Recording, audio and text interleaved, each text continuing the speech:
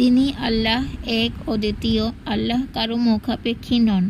তিনি কাউকে জন্ম দেননি, তাকে জন্ম দেওয়া হয়নি, আর তার কোনো সমকক্ষ নেই। পাহাড় অনেক প্রশস্ত সুরের মায়ায় দাঁড়িয়ে রইবে, হয়তো নদী মোহনীয় আকর্ষণে লোভনীয়ভাবে হাসবে, হয়তো প্রকৃতির রূপ ও সুধার আশ্চর্য বন্ধনে বিচলিত হতে হয়, কিন্তু মৃত্যুর আস্বাদন প্রত্যেককেই পেতে হয়।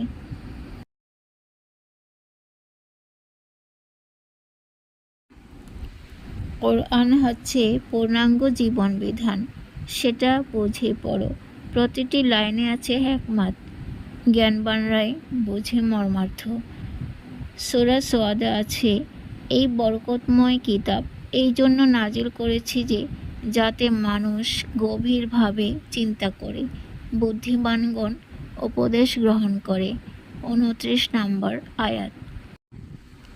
আল্লাহ, আজ তোমাকে আত্মশুদ্ধিকল্পে বলছি, তোমার উপর ঈমান এনেছি, তোমার ফেরেশতার উপর ঈমান এনেছি, তোমার কিতাব সমূহ বিশ্বাস করি, তোমার রাসূলগণকে বিশ্বাস করি, তার মাঝে কোনো ফারাক পার্থক্য বিবেচনা করি না। মুহাম্মদ সাল্লাল্লাহু আলাইহি ওয়াসাল্লাম শেষ নবী ও রাসূল, তোমার প্রিয় হাবিব। অতঃপর আমার কোনো ভুল থাকলে আবারও ক্ষমা করো। আল্লাহ, তুমি নূর, তুমি পবিত্র সকল মন্দ হতে।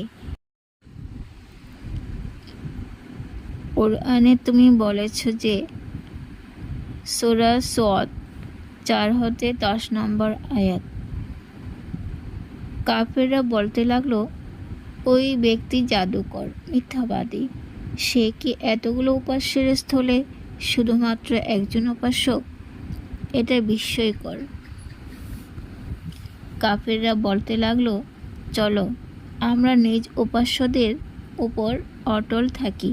তাওহীদের উপর বিশ্বাসী নবী হচ্ছে উদ্দেশ্যমূলক ব্যাপার। এরূপ কথা অতীত ধর্মে শুনিনি। নবী মনগড়া কথা বলছে। আমাদের সবার মধ্যে কেবল একজনকে কেন ওহী নাজিল করা হয়েছে? আল্লাহ তাআলা কাফেরদের কথার উত্তরে বললেন, এরা ওহী সম্পর্কে সন্দেহ করে, তারা আমার আযাব আস্বাদন করে নাই। তাদের কাছে কি রহমতের ভাণ্ডার আছে? আসমান ও জমিনের সব কিছু কি কাফেরদের কথা শোনে?